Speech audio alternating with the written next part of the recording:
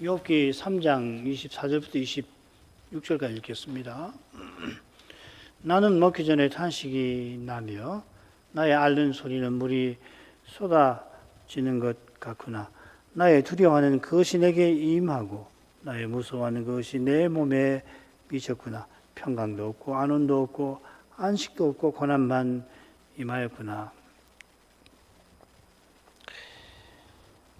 욥이 자기 태어난 날과 자기가 잉태한 밤을 저주하고 이어 자기가 세상에 태어난 일을 탄식을 하죠. 그 11절부터 23절 가지고 밑에 도표가 그것을 잘 보여줍니다.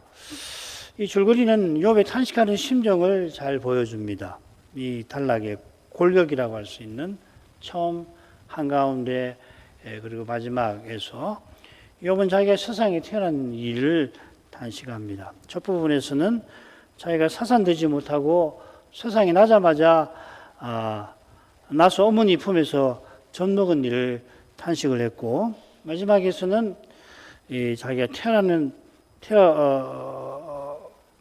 태어나서 죽기보다 힘든 삶을 살아가는 것을 탄식을 했는데 16절 한가운데에서는 자기가 사선아가 아닌 것을 탄식합니다. 가장 강하죠, 그죠? 요컨대 자기가 세상에 태어나지 말았어야 했는데 태어나서 괴로워하는 겁니다. 그렇게 괴로워하는 이유가 짝수 부분에 나옵니다. 첫째 이유는 자기가 사선하거나 나자마자 죽기를 바라는 이유고, 둘째 이유는 자기가 특별히 사선아가 되었기를 바라는 이유입니다.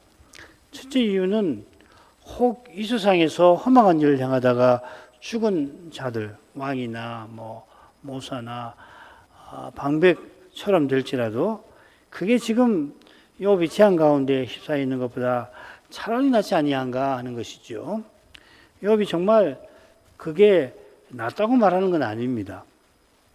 가령 친구들과의 두 번째 논쟁에서 욥이 너무도 괴로운 나머지 기도조차 못하면서도 메시아를 바라보지 않았습니까? 얼마나 고난이 깊었으면 욥이 필시 자기도 모르게 이런 말을 뱉은 거겠죠. 욥의 이런 처지와 심정을 헤아리지 못하는 친구들은 그 말만 따서 욥을 정죄하게 되는 겁니다. 자, 지난 시간 둘째 이유 조금 살폈는데 이어 나머지 이 부분을 생각해 보죠.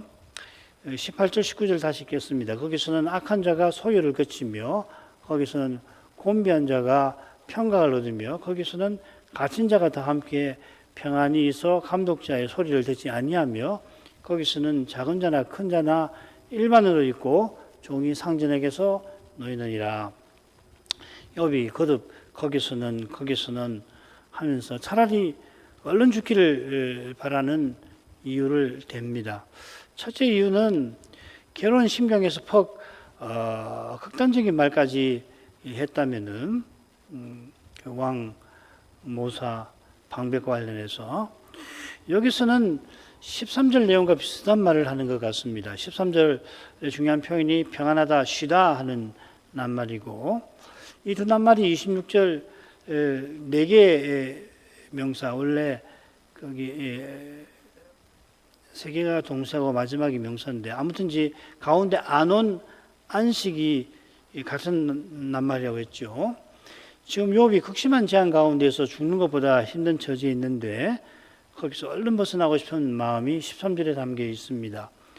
욥이 바라는 이 평안과 쉼, 안음과 안식이 어떤 건가? 이 둘째 이유에서 넌지시 드러내고 있습니다. 13절에 이 쉰다는 낱말이 26절에 나오는데 17절에도 나옵니다. 평강을 18절이죠. 평강을 얻으며 제가 17절부터 19절까지 읽었군요. 제가 착각을 했습니다. 17절에 평강을 얻으며 나옵니다. 이 똑같은 동사 누아흐라는 말, 이 노아라는 이름이 나오는 이름입니다. 같은 장에서 3개의 표현으로 다르게 새겨져 있어 실은 조금 아쉽습니다. 이런 걸 조금 가급적 통일시키면은 성경을 이해하는 데 조금 더 도움이 될 수 있을 것 같은데, 아무튼 욥이 죽어서 그곳은 악한 자가 소유를 그칩니다. 이 소유가 욥기 3장 마지막 낱말 로게즈인데 26절에 한 번 더 나오고 거기는 고난이라 되어 있죠. 이 낱말이 세 친구와 첫째 논쟁이 끝나는 지점에 욥의 입에서 이렇게 나옵니다. 여인에게서 난 사람은 사는 날이 적고 괴로움이 가득하며. 아담이 타락한 이후에 인생이 하나님의 진노 아래 화살처럼 인간의 삶이 신속하게 지나고 그 자랑은 수고와 슬픈 분인 걸 이 표현이 가리킵니다. 시편 90편이죠. 이 낱말이 욥기에 두 번 더 나오는데 모두 지축을 울릴 듯한 큰 음성을 묘사를 합니다. 악한 자가 자기 세상인 것처럼 자기 주장을 크게 외치면서 온 세상을 자기 주장으로 들썩하게 하며 의인을 죽일 듯 괴롭히는 그런 일을 욥이 가리켜 소유라고 한 것 같습니다. 그래 이 말씀 좇는 자는 곤비한 자가 됩니다. 이 원문에는 힘이라고 하는 낱말이 붙어 있는데 힘이 빠진 지친 상태를 가리킵니다. 이 상태가 지금 욥이 처한 처지를 잘 보여줍니다. 욥은 고난의 늪에 빠져 들어가고 있는 상태, 바닷물을 재앙에 심연에 점점 떨어지는 상태입니다. 둘째 재앙이 들이닥치고 곧 아내가 악담을 퍼붓는 그런 처지에서도 자기의 순전을 여전히 지켰습니다. 주께서 주신 힘이 남아있었던 겁니다. 사실 이 남아있다는 표현이 적절한지도 잘 모르겠습니다. 첫째 재앙에 겹친 재앙인데다가 그 여파도 훨씬 심한 것인데도 놀랍게도 그는 아내의 악담에 순전함을 지켰으니까 이 지키게 하신 그 힘을 어찌 작다 말하겠습니까? 그런데 욥은 그 힘이 마침내 사라진 것 같았습니다. 저는 지금 여기서 주의 말씀을 쫓아 살아갈 여력이 없다고 여긴 겁니다. 그러나 세상을 떠나면 평강을 얻을 소망이 욥에게 남아 있습니다. 이 낱말의 헬라어 번역어가 계시록에 이렇게 나옵니다. 계시록 6장 11절 흰 두루마기를 주시며 가라사대 아직 잠시 동안 쉬되. 순교당한 영혼들에게 하나님께서 잠시 쉬라 하신 것은 하나님께서 친히 그들이 바라는 바를 속히 이루어주겠다 하신 겁니다. 그들의 순교도 귀히 쓰실 겁니다.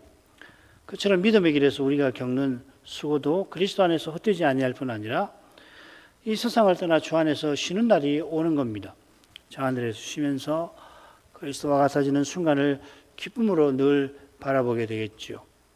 힘이 빠져 곤비한 그때 욥과 같은 위대한 인물도 자기도 모르게 얼른 세상을 떠났으면 하게 됩니다만은 바울처럼 주께서 택하라 하시면은 당장에 세상 떠날 심정도 사람이 품게 하시는 겁니다.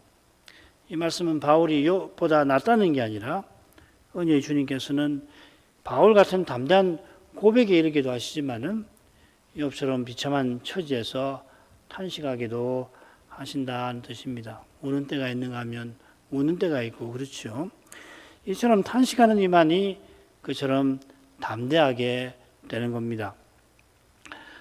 18절에서는 욥이 갇힌 자와 감독자를 대비하면서 자기가 죽기를 바라는 이유를 댑니다. 이 감독자라고 번역했는데 이게 출애굽기 그 처음에 그 간역자, 이집트의 간역자 같은 인물을 우리 앞에 제시하는 것 같아요. 똑같은 동사를 분사로 만들어서 이렇게 썼습니다. 욥기에 이 낱말이 한 번 더 나오는데 들나귀가 얼마나 거친지 어거하는 자, 이 감독자라는 말을 여기서 어거하는 자라고 번역했습니다.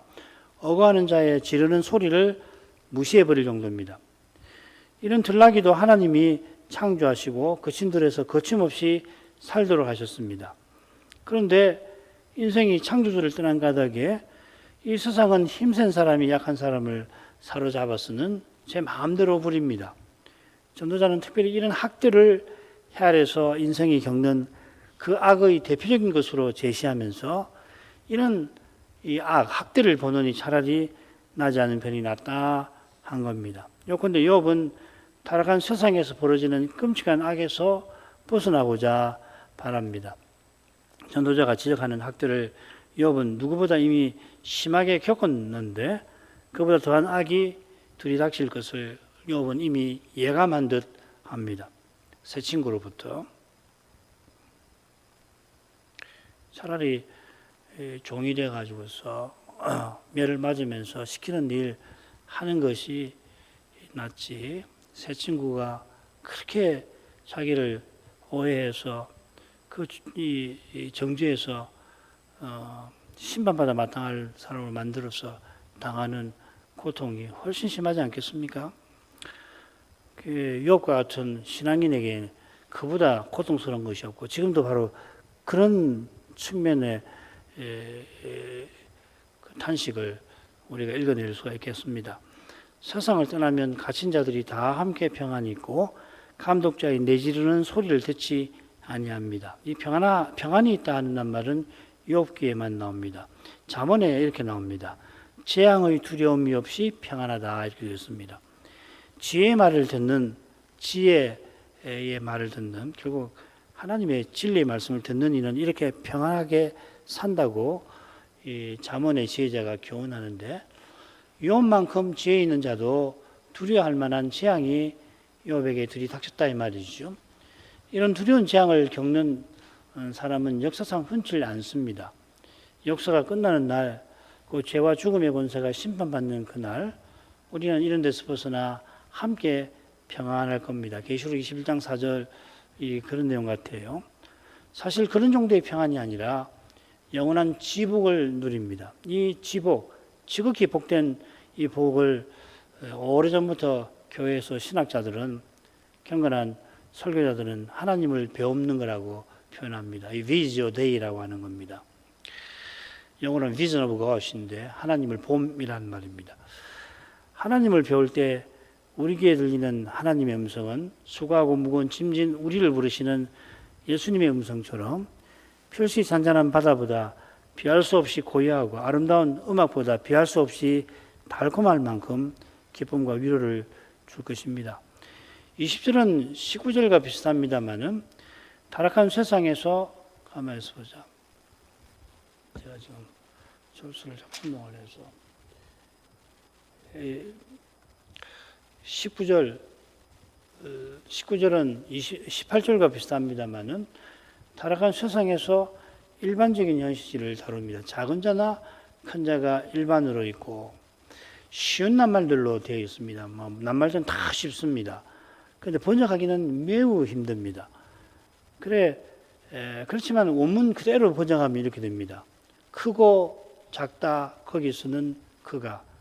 이게 이제 히브리의 문장 어순이 이렇습니다. 우리말은 거기서는 그가 크고 작다 뭐 이렇게 되지 않겠어요? 이런 문장을 새겨서 큰 자나 작은 자나 다 죽는 법이다 이렇게 표현한 것 같습니다. 번역자들이. 그러나 그렇게 새길 수 있는 문법적 근거가 허약합니다. 요컨대 이런 식 문장은, 이런 문장은 구약 전체에서 유일합니다. 얼른 뭔 말일까 이해하기 힘들지라도 원문에 기록된 대로 번역하고서 담긴 교훈을 찾는 것이 최선입니다. 이런 점에서 욥기에서 크다, 작다라고 하는 표현이 어떻게 쓰였나를 조사할 수 있겠죠. 작다는 말은 카톤은 여기만 나오고요. 크다, 가돌이라고 하는 낱말은 5번 더 나옵니다. 한 번은 큰 바람, 대풍, 이고요. 세 번은 하나님이 행하시는 크고 기이한 일을 가리킵니다. 사람에게 크다는 말은 딱 한 번 더 나오는데 누구에게 나오냐면 욥이 동방 사람 중에 가장 큰 자다 할 때 나옵니다. 욥이 큰 사람이라고 하는 것은 재산, 명예, 권력, 육의 몸의 세 문제죠. 그러니까 많은 것을 가리킵니다. 욥이 가장 큰 사람이었다가 지금은 가장 작은 사람이 된 셈인데 거기서는 큰 자도 작고 작은 자도 크다 이렇게 욥이 말하는 것 같습니다. 이는 우리 주님께서 장차 종들을 내가 섬기겠노라 하신 말씀이 생각나게 합니다. 주님께서 섬기시니까 크고 작은 것이 이 세상의 생각하고는 완전히 뒤바뀌는 거잖아요. 그죠? 큰 자가 섬기고 작은 자는 섬김마다 커지고 그런 거 아니에요. 가장 크신 주님이 가장 섬기시겠다는 이야기 아니에요.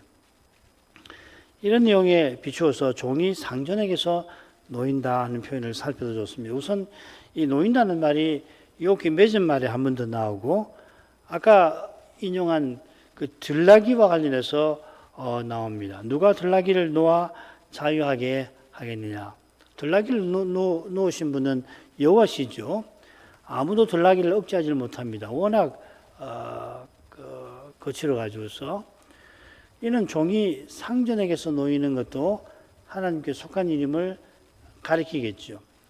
우리 주님께서 종들을 섬기겠다 하신 그런 상태를 욥이 알고서 바랐는지 저 같은 사람의 판단을 넘어서는 질문인데 세례 요한이 오실 그이가 당신이십니까 하고 여쭌 만큼 주님께서 행하신 일들은 선자의 깨달음을 넘어서는 법입니다. 하물며 장차 있을 일에 관하여 말할 게 없죠. 영원한 나라에서 있을 일을 어떻게 우리가 쉽게 말하겠습니까? 주님께서 장차 마땅히 될 일을 요한에게 알리시면서 이상으로 보이신데도 같은 이유가 있을 겁니다. 그걸 우리가 쓰는 말로 다 표현을 할 수 없는 그런 것이라 이 그림책과 같이 이상에 담아서 보여주신 거겠죠. 주님께서 띠를 띠고 우리를 수정하신다는 이 표현에 담긴 장차의 관계와 사귐은 계시의 최종 국면으로서 이전 계시와 일치하면서 이전 계시를 넘어서는 면이 있습니다. 십자가 지신 주님의 태도와 일치하지만은 장차 우리를 섬기시는 주님의 그 모습은 직접 맛보지 않고서는 헤아릴 길이 없는 거겠죠. 자, 20절부터 23절로 가겠습니다. 어찌하여 공고한 자에게 빛을 주셨으며 마음이 번뇌한 자에게 생명을 주셨는고 이러한 자는 죽기를 바라도 오지 아니하니 그것을 구하기를 땅을 파고 숨긴 보배를 찾음보다 더하다가 무덤을 찾아 얻으면 심히 기뻐하고 즐거워하나니 하나님에게 둘러싸여 길이 아득한 사람에게 어찌하여 빛을 주셨는고. 다시금 욥이 탄식합니다. 이번에는 고난받는 삶을 탄식합니다. 이런 자신을 곤고한 자, 마음이 번뇌한 자라 부릅니다. 이 곤고한 자라는 낱말은 10절에 이미 이 명사로 나왔습니다. 환난, 자기가 사사나로 태어나 환난을 보지 않기를 바라듯이 지금은 환난을 겪고 삽니다. 이런 삶에 욥은 그 마음이 번뇌한 상태라 하였습니다. 이 번뇌하다고 새긴 낱말이 욥기 3번 더 마음과 더불어 나옵니다. 이 낱말이 항상 마음하고 붙어서 나오는데 마음이 괴롭다, 마음이 고통스럽다. 이 마라라고 하는 말 아시죠? 마라 할 때 쓰다는 그 하고 동족어입니다. 마르라는 말인데 네 군데 모두 욥의 말에 나오고 원통함에 마음이 괴로워 죽음의 고통을 당하는 상태를 가리키는 겁니다. 얼마나 마음이 괴로운지 자기가 곤고한 자라서 얼마나 죽기를 바라는지를 이어 말합니다. 죽음을 바라지만 죽음이 오지 아니하니 죽음을 땅에 감춘 보화 구하듯 합니다. 욥은 자기가 죽음을 위하여 사는 사람이라 말합니다만은 이 말은 그가 죽는 것보다 괴로운 심정에서 나온 말이지요. 그 괴로움은 몸에 심한 고통을 맛보는 동시에 마음에 심각한 해이를 느낀 것을 암시합니다. 자신의 믿음이 무너질 것 같은 두려움이 밀려와서 믿음이 아직 남아있는 동안 어쩌면 자기가 하나님을 저주하지 않도록 자기의 생명을 주께서 거둬주시기를 바라는 것 같습니다. 비슷한 처지가 아마도 엘리야가 갈멜산 승리 직후에 그 위대한 광경을 보고도 백성이 여전히 배도하는 데서 돌이키지 않고 게다가 이세벨이 기세등등해서 자기를 죽이려고 할 때 여호와께서 내 생명을 이제 취하여 주옵소서 가십시오 했던 그런 경우가 아닐까 생각합니다. 엘리야 선지자가 욥보다 나은 면도 있지만 재앙을 겪는 점에서 욥보다 더 심각한 측면도 있겠습니다. 언약 백성이 배도해서 망하는 것은 현실이니까요. 그러나 욥도 엘리야도 범인이 겪지 못하는 그런 깊은 고난을 맛보았습니다. 욥이 육의 몸이 가진 썩는 문제 앞에 죽기를 바라는 태도를 취하는 것 자체가 실로 흔치 않지요. 이 세상에서도 간혹 있습니다만은 특별히 그 문제에 대한 해답을 누구보다 잘 아는 이가 이런 태도를 취한다는 것은 실로 이례적입니다. 안 믿는 사람도 가끔 이런 충동을 느끼고 자살하기도 하고 그러지 않습니까? 그런데 이런 사실에 대해서 하나님 말씀을 잘 아는 이가 목숨을 거둬가 주십시오. 이건 매우 이례적인 거죠. 그만큼 믿음의 길에서 겪게 하시는 고난은 그저 몸의 고통이나 마음의 괴로움에 그치질 않습니다. 매우 신비한, 두려운 신비가 거기 있는 겁니다. 이게 23절에 하나님에게 둘러싸여 길이 아득한 사람이라는 표현이 암시되어 있는 것 같습니다. 이 표현을 이해하기 위해서 욥기 한 번 더 나오는 하나님께서 둘러싸시는 행위, 하나님에게 둘러싸여 했는데 하나님께서 둘러싸시는 행위 한 군데 더 나오거든요. 38장 8절 바닷물이 태에서 나옴같이 넘쳐 흐를 때에 문으로 그것을 막은 자가 누구냐. 쓰나미가 들이닥칠 때 크고 강한 방파제가 막지 못합니다마는 태초에 하나님께서는 거대한 대양도 사람 사는 무틀 덮치지 못하게 막으셨습니다. 하나님께서 길을 둘러싸며 막으시면 사람은 절대 길을 찾지 못합니다. 욥이 두 분의 재앙에도 하나님을 찬송하던 인물이듯이 그렇게 다급하고 절박하고 괴로운 처지에서도 계시의 빛에 자신의 현실을 비추어 살폈습니다마는 하나님께서 틀림없이 이 재앙을 주신 건 맞는데 왜 주셨는지 도저히 알 길이 없었던 겁니다. 앞으로 어떻게 살아야 할지 모르고 살아갈 힘도 남지 않았습니다. 인생이 하나님의 인도와 영광의 목표에 관해서 깨닫고서 그 목표를 향하여 전심으로 살아가고자 할 때에 도저히 주께서 인도하시는 길이 아득해지면은 그만큼 마음이 괴로운 일이었고 심지어 하나님이 나를 그 세상에서 내 생명을 거둬가시는 거 아닌가 이런 생각도 드는 거예요. 욥이 누구보다 오실 메시아와 영원한 나라를 향하여 힘써 살던 분인데 누구도 겪지 못할 극심한 재앙 가운데서 그 고난을 겪는 이유와 겪게 하시는 그 뜻을 전혀 알 길이 없을 때 길이 아득한데 하나님께서 그리 하신 것 같아 할 때 그 심정이 과연 어떠했겠습니까? 범인으로서는 감히 그 심정을 헤아린다 말 못할 것입니다. 그러나 주님은 이미 다 헤아리실 뿐 아니라 욥이 스스로라도 헤아리지 못하는 그 현실을 통해서 메시아 보내는 저 위대한 일을 이루고 계셨습니다. 욥이 나중에 그 형편이 회복되되 처음보다 낫게 되는 것도 여호와께서 여호와의 종으로 오시는 그 역사가 전진했다고 보여주는 아름다운 증거가 되겠습니다마는 역사의 마지막 날에 참된 교회와 신자들이 적그리스도와 온 세상에게 혹심한 핍박을 받는 그 현실이 그러니까 그 자체로는 가장 좌절스럽고 절망스러운 현실인데 그게 가장 생생한 증거가 될 거라고 저는 믿습니다. 이게 고난이 영광을 이룬다는 그 교훈의 신비이기도 합니다. 이 교훈을 깨닫는 믿음도 은혜의 신비지요. 어찌하여 빛을 주셨는고 하는 욥의 탄식은 언제까지입니까? 하는 시인들과 순교자들의 탄식과 근본에서 다르지 않습니다. 고난 중에 욥이 탄식하며 하나님을 부르는 것은 불신자가 신을 부르는 것과 근본에서 다르고 나아가 빛과 어둠만큼 다릅니다. 고난 중에 부르짖는 기도, 탄식, 신음은 그만큼 특별한 겁니다. 특이한 겁니다. 마지막으로 하죠. 나는 먹기 전에 탄식이 나며 나의 앓는 소리는 물이 쏟아지는 것 같구나. 나의 두려워하는 것이 내게 임하고 나의 무서워하는 것이 내 몸에 미쳤구나. 평강도 없고 안온도 없고 안식도 없고 고난만 임하였구나.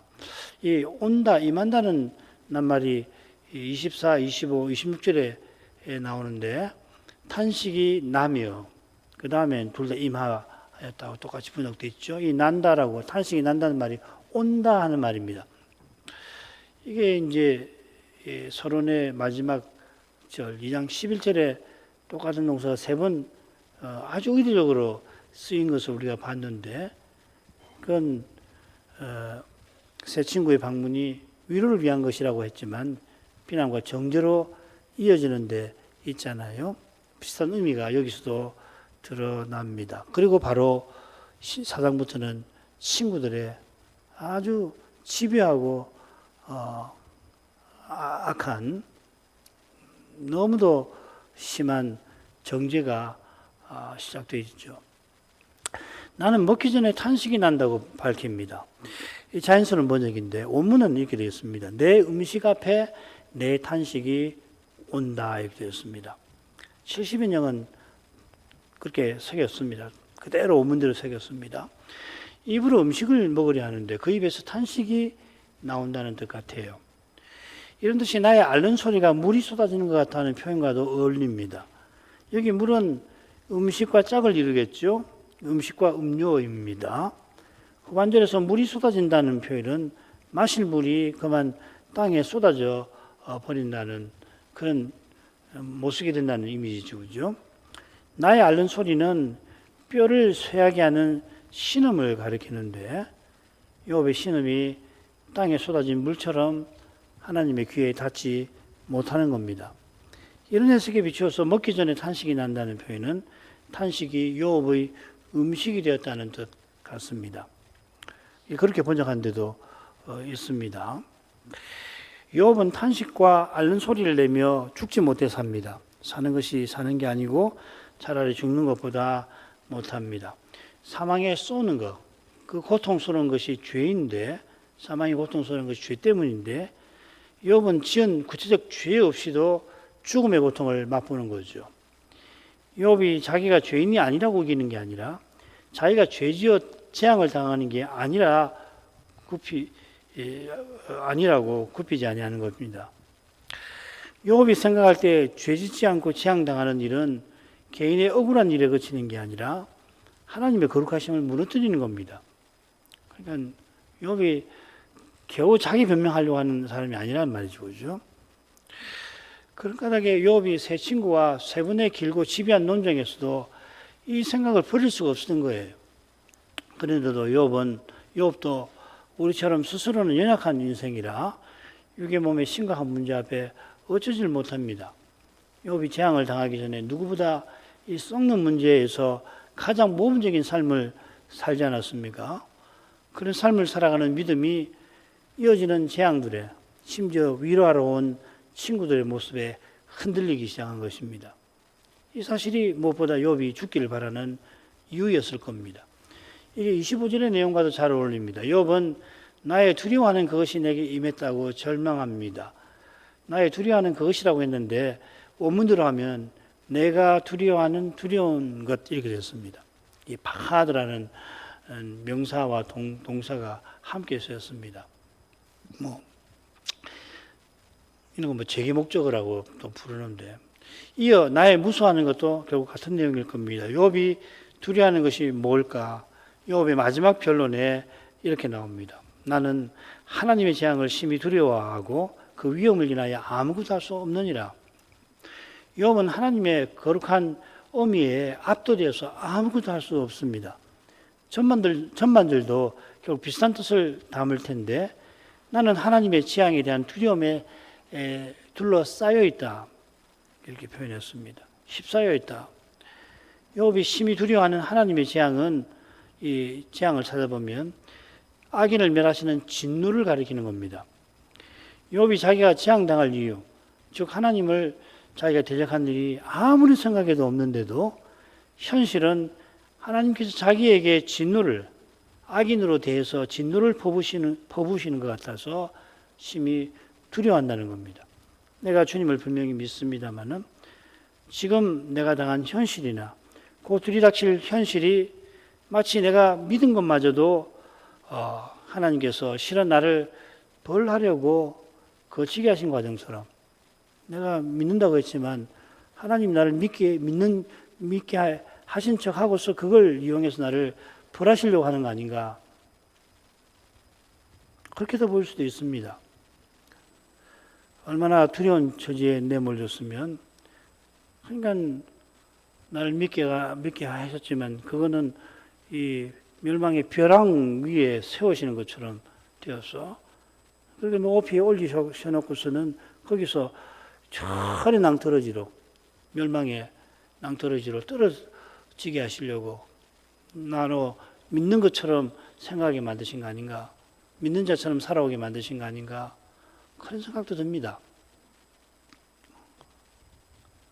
얼마나 어려운 처지에 내몰렸으면은 거기서 벗어날 희망은 전혀 보이지 않고 더 어려운 처지에 떨어질 것 같을 뿐만 아니라 이미 더는 떨어질 것이 없는 지경이라 하나님이 가령 나를 선택하시지 않으신 건 아닌가 하는 생각에 시달리기도 하는 겁니다. 평범한 사람의 이런 생각이 이 욥의 처지와 심정에 미치지 못하는 줄 압니다. 바울 사도가 오라 나는 공고한 자로다 할 때에 그 거룩한 심정을 누가 제대로 헤아릴 수 있을까요? 욥의 심정과 처지를 다 헤아릴 수는 없어도 우리는 그가 두려워하는 것이 무엇인지는 분명히 알 수 있습니다. 하나님의 사랑과 구원을 가장 중요하게 여기는 이가 가장 두려워하는 것은 무엇이겠습니까? 우리가 지금 여기서 무엇을 가장 바라야 하겠습니까? 다시 오시는 그리스도 그분이십니다. 그리스도를 전심으로 전부로 모시지 않으면 결국 육의 몸의 문제를 스스로 하려는 데 떨어지고 육인적 태도로 살면 욥의 고난을 완강히 회피하고 완전히 오해하고 말 것입니다. 나는 절대로 이렇게 살 수 없다. 그리고 욥의 고난을 여기서 저기서 들은 그런 어떤 합리적인 명제 몇 마디로 설명하려고 드는 거 아니겠습니까? 이런 사람은 입이 닳도록 하나님 뜻을 운운하지만 실은 안락한 현 상태, 스테이터스 꼬라고 하는 거, 안락한 현재 상태를 유지하거나 근데 결국 권태를 느끼게 될 테니까 세상 쾌락을 추구하고 마는 것입니다. 그 세상 쾌락이라고 하는 것은 안 믿는 사람하고 똑같은 쾌락만 아니고 신앙적으로 윤색된 결국은 본질에서는 세상 쾌락인데 자기나 잘 모르는 사람은 그 사람이 종교적으로나 그래서 바른 삶을 사는 것처럼 그렇게 보이지만은 결국은 종교심을 채우는 것에 불과하고 말 것이라는 겁니다. 욥이 마침내 평강, 안온, 안식을 말합니다. 안온과 안식은 살폈죠. 안온과 안식은 욥이 죽기를 바라며 심지어 이 세상에서 허망한 일을 행한 자들처럼 될지라도 바라던 것이었습니다. 마찬가지로 평강도 비슷합니다. 낱말이 비슷한데 샬라라고 하는 말인데 이 낱말이 욥기 두 번 더 나오는데 같은 뜻으로 이렇게 한 번 더 나옵니다. 강도의 장막은 형통하고 하나님을 진노케 하는 자가 평안하니 하나님이 그 손에 후히 주심이니라. 여기 이제 형통이라는 말하고 평강에 같습니다.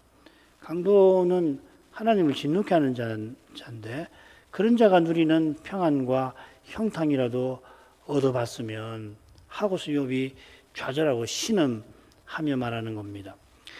그가 이 지경에 이르러도 순전함을 버리지 아니하는데 잠시의 평안을 위하여 강도처럼 살아보겠다 말하는 게 절대 아니지요. 이렇게 위대한 신앙인도 견디기 어려운 그런 고난에 하나님께서 욥을 두신 겁니다. 욥이 자기 힘으로 견뎌보라 하시는 거 아니지요. 그렇다면 여호와께서 굳이 여호와의 종이 되실 리가 없지 않습니까? 로마 가톨릭의 구원론이 이런 심각한 주장에 떨어지기 쉽습니다. 하늘은 스스로 돕는 자를 돕는다. 이 멋진 말 아래 이 심각한 문제가 도사리고 있는 거 아니에요? 하늘은 스스로 돕는 자를 돕는데 이런 정도의 구원이라면 하나님이 왜 여호와의 종으로 오셔야 하는가? 십자가를 지어야 되는가? 이 말이죠. 오직 하나님만 구원하십니다. 죄인의 구원을 위해서 자기 아들을 십자가 내주셨습니다.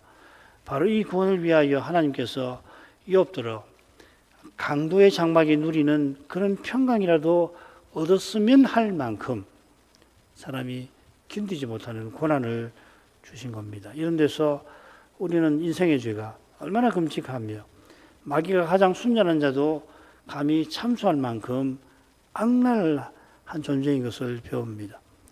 바울이 고린도 교회를 배도의 위험에서 건지려고 내가 정신 없는 말을 하거니와 할 만큼 그렇게 고난을 받게 하셔서 이게 얼마나 이분에게 고통스러운 거겠습니까? 이렇게 위대한 하나님의 종이 탁월한 신학자라고도 그렇게 추앙을 받기도 하는데 그보다 더한 분 아닙니까? 이런 분이 정신없는 말을 한다. 얼마나 고난을 받게 하셔서 그가 바라는 대로 그리스도께서 속히 다시 오게 하신 것입니다. 하나님께서 그리스도의 십자가로 속죄하시고 예수님께서 교회와 신자의 고난을 통해서 장체의 영광을 이루시는 바로 거기서 우리 하나님의 사랑의 거룩한 영광, 그 거룩한 사랑의 영광이 비칩니다. 이런 영광은 성신님이 말씀과 더불어 보게 하시는 겁니다. 욥이 재앙 가운데서 죽는 것보다 더한 고통을 맛보며 자기가 땅에 보화를 구하듯 죽음을 구한다 토로한 데서 신자의 고난에서 드러나는 하나님의 사랑의 영광을 살피게 해주셔서 감사를 드립니다. 육의 몸의 문제들을 육신적 태도로 해결하고서 남보다 부유하고 명예롭고 권력 가진 것을 들어서 하나님 감사합니다 하지만 그러면서 실은 하나님도 이런 나를 자랑스러워 하셔야 할 것처럼 생각하는 이 심각한데 얼마든지 떨어질 수 있다는 것을 명심해야 할 겁니다. 이런 생각이 이 시대에 실로 두려워해야 할 것인 줄 믿습니다. 이런 두려운데 떨어지지 않은 길이 어디 있는지 성심께서 이 시대 참된 교회들과 신자들에게 거룩한 빛을 더욱 비춰주시기를 우리가 기도하고 우리에게 자비를 베풀어 주시기를 구해야 되겠습니다. 이런 일을 위해서 봉사하게 될 신학생들, 특별히 교사들에게 성신의 은사를 더해 주셔서 정말 이런 시대에 필요한 말씀을 꼭 받아서 전할 수 있게 해 주시기를 기도할 것입니다. 기도하겠습니다. 거룩하신 아버지, 이 밤에도 저희가 욥의 탄식을 통해서 그리스도의 남은 고난에 관하여 생각하게 하심으로 주님 앞에 감사를 드립니다. 바울 사도가 교회를 누구보다 철저하게 핍박하러 가던 그 길에서 예수께서 이 고난의 신비를 그에게 계시하여 주셨습니다. 어찌하여 네가 나를 핍박하느냐? 주께서 말씀하신 것처럼 바울은 그리스도의 몸인 교회를 핍박하였고 이 핍박이 그리스도의 남은 고난에서 무엇보다 또 핵심적인 고난임을 모를 수가 없나이다. 순교당한 영혼들이 하늘에 이르러도 다 나라에서 언제까지 신원하여 주시지 않습니까? 하나님께 탄식하는 거기에서 이 고난이 얼마나 중대하고 심대한 것인지를 심정하고 남음이 있나이다. 영원한 하늘에 이른 영혼들인데 이처럼 거기에서 탄식할 만큼 이 고난의 문제가 해결되지 아니하고서 이 고난을 일으키는 죄의 문제, 주의 원수들의 지배한 공격의 문제가 해결되지 아니하고서 하는 그들이 마치 영원한 하늘에서도 쉬지 못할 것처럼 그렇게 하나님께 아련돼서 하나님께서 왜 이런 방식으로 부활하신 그리스도를 통해서 그리스도의 몸과 지체를 지금 이곳에서 고난받으며 살아가게 하시는지를 깊이 살피지 않을 수 없게 하십니다. 모든 신자가 언제나 이런 문제에 직면하게 하시는 것은 아니오나 믿음의 길을 참으로 걷는 교회와 신자가 이러한 문제를 피할래야 피할 수가 없는 줄을 또한 아나이다. 이런 문제가 그리스도의 부활 이후에 비로소 생긴 것이 아님을 욥의 탄식을 통해서 살피게 됩니다. 욥이 탄식하여 자기가 세상에 나지 않았기를 이미 났으니 속히 세상을 떠나기를 바랐을 만큼 그가 죽음보다 고통스러운 삶을 살아갔는데 그 고통스러운 그 이유가 그가 앓는 악창의 고통이나 아내의 악담에 그치지 않고 이제 친구들의 정죄를 받으면서까지 그의 믿음이 흔들리는 바로 거기에 있었던 줄 믿습니다. 그가 누구도 겪지 않았고 감당하지 못할 재앙을 거듭 겪고도 하나님을 찬송하며 다 견뎌냈습니다마는 어느 순간부터 실은 견뎠던 그때에도 영혼 저 깊은 곳에서는 이미 자신의 믿음과 관련한 두려움이 일어났을 것도 같나이다. 범인이 감히 유업과 같은 현실에 관하여, 유업이 그런 현실에서 겪은 고난에 관하여 함부로 평할 수 없는 것처럼 하나님께서 그렇게 순전한 그를 그렇게까지 고난받게 하시는 그 뜻에 관하여 성심께서 계속 교훈해 주시기를 겸손히 구할 뿐입니다. 주의 교훈을 가르쳐 주실수록 인생은 더욱 죄와 죽음의 현실 앞에 겸비하지 않을 수 없게 됨을 믿습니다. 욥의 고난과 인내에 관하여 성경에 이처럼 생생하게 기록해 두신 그 뜻을 저희가 날마다 살아가는 평범한 일상에서도 죄와 죽음의 현실을 정직하게 대면하는 데서 그 거룩한 뜻에 관해서 조금씩 터득하게 하여 주시고, 그리하여서 마침내 스스로는 견디기 어려운 그런 때를, 주님의 교회가 그런 때를 만나더라도 그때에도 하나님의 사랑을 간절히 구하면서 보이신 그 길을 걸어갈 수 있는 밑거름이 되게 해 주시옵소서. 예수님의 이름으로 기도합니다. 아멘.